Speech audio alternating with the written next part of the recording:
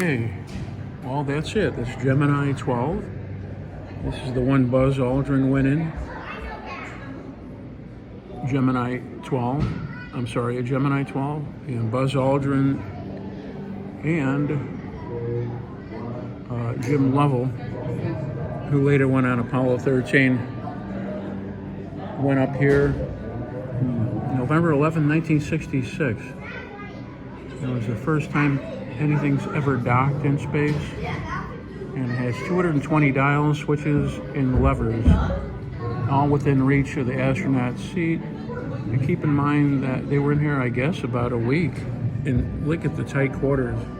That's smaller than the inside of the front seat of a Volkswagen. So that's one of the reasons that they had very stringent mental health tests. Psychological battery tests were just as important as the physical tests, because if somebody was cantankerous or not amenable to stressful situations or dealing with people, and you're in such a tight spot as this for a week, you can literally go crazy from claustrophobia. Obviously, no astronaut has ever had claustrophobia, especially the early Mercury, Gemini, and Apollo ones. But that is it. You see the innards, they're not pretty. It's just all functional, and in a sense it's art, I suppose, if you look at it in a Gestalt holistic way. And this is the first time any spaceship ever docked in space, which is quite amazing. I think that they shot up something earlier, and then they found it, and then they docked with it. I don't think they got in it. They might have. I'll have to research it. But just look at all those knobs and the levers. They did have manuals to tell them what was what. And it was just all electronic wiring. There was almost no computerization in there. It was all analog, the functional equivalent of a TV with tubes, as opposed to today's digital TVs.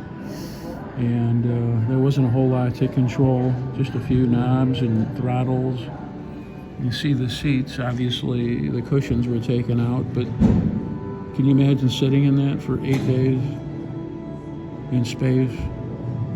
And I don't know, I'll write down how far they went, but I know they went quite far, and they were up for 4 days. They left November 11th, 1966, came back on Earth November 15th. And again, Buzz Aldrin, who was the second man to walk on the moon, and Jim Lovell, who was one of the 3 on Apollo 13 that somehow survived and came back to Earth, were on this together. And I know they almost died. It was something that they did that screwed up But these guys were geniuses and had a stress tolerance that was ungodly, and they would never freak out, and they'd figure out exactly what to do. Neil Armstrong almost died 3 times, he should have, as a test pilot, and a couple times in space, including landing on the moon when he had 30 seconds of fuel left, and then crash if he couldn't find a level spot, or go upside down, which would be the same thing. You know, if you ruin your vehicle, it's not going back up, and you're on the moon forever. So, anyway, I guess that's it.